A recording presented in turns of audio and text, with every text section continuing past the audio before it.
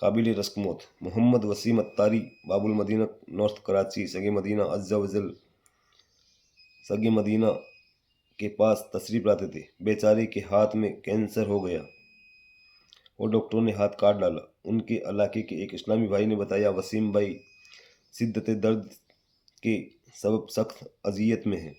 میں اسپتال میں عیادت کے لیے حاضر ہوا اور تسلی دیتے ہوئے کہا دیوانے بایاں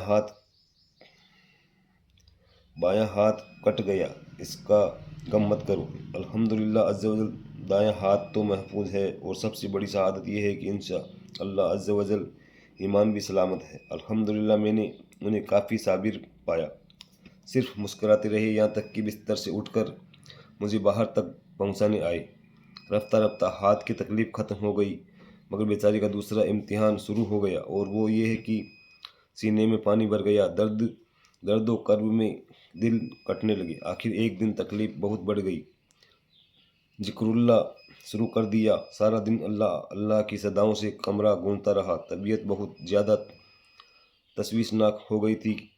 ڈاکٹر کے پاس جانے کی کوشش کی گئی مگر انکار کر دیا۔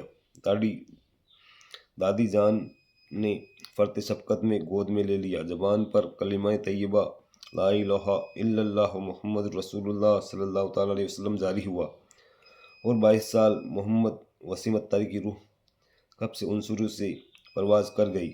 انا للہ و انا الیہ راجعون۔ جب مرحوم کو غسل کے لیے لے جانے لگے تو اچانک چادر چہرے سے ہٹ گئی۔ مرحوم کا چہرہ گلاب کے پھول کی طرح کھلا ہوا تھا۔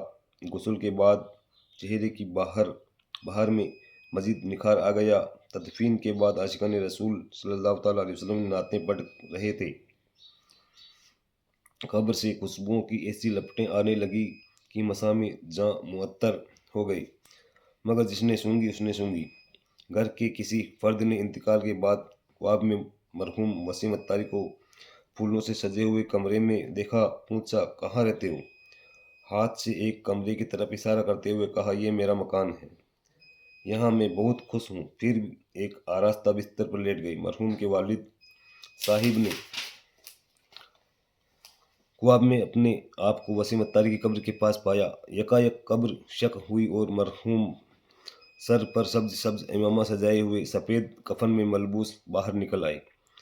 کچھ بات چیت کی اور پھر قبر میں داخل ہو گئی۔ قبر دوبارہ بند ہو گئی۔ اللہ عز و جل کی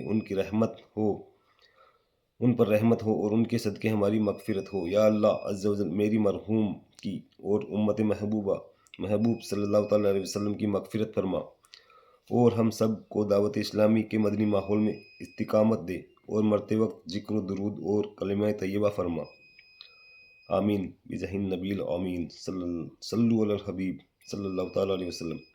آسی ہوں مغفرت کی دعائیں ہزار دو، نعت نبی سنا کے لحد میں اتار دو۔